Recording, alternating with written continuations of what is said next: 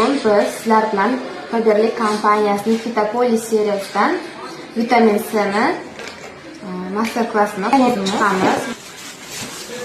Biz hozir buni to'rt misolda ko'rib chiqamiz. Bu bizning organlarimiz. O'pka, jigar, ichaklarimiz, oshqozon, barcha organlarimiz mana shunday chiroyli ko'rinishga ega bo'ladi aslida. Lekin biz tartibsiz ovqatlanishimiz, har xil ximik mahsulotlarni iste'mol qilishimiz, ayniqsa gazli ichimliklar, kolalarni iste'mol qilishimiz natijasida organizmimiz mana shunaqa ko'rinishga keladi.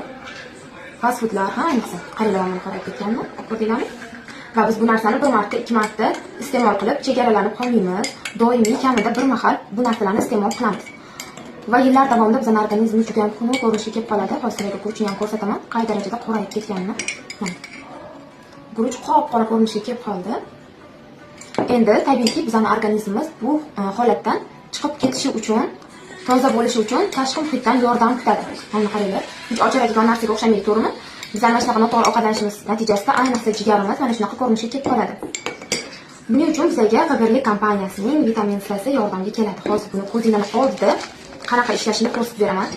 Mana kapsulamiz. Kapsula juda ham tez erib ketadi, lekin hozir sizlarga effektni yana ham tezroq ko'rsatish uchun ochib ko'rsatib beraman.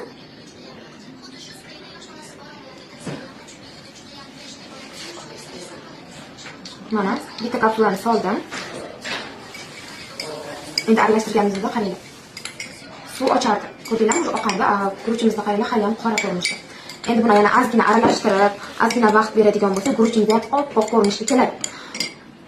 O'shaning uchun ham har bir inson uchun, har bir yoshdagi odam uchun albatta vitamin C juda ham muhim, juda ham kerak. Har kuni qabul qilinadi.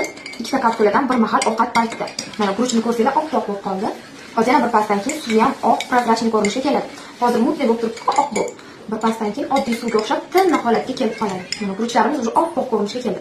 Organizmimizni ham, organlarimizni ham mana shunaqa oppoq qilib top-toza qilib beradi. Xuddi yangi tug'ilgandek bo'lib qolasizlar. O'shaning uchun qo'rqmasdan tavsiya qilinglar, qo'rqmasdan ichinglar va mazza qilib sotuvlarni qilinglar. Ko'rib turganinglarga mana natija ko'zinglarning oldida. Hammanglarga rahmat.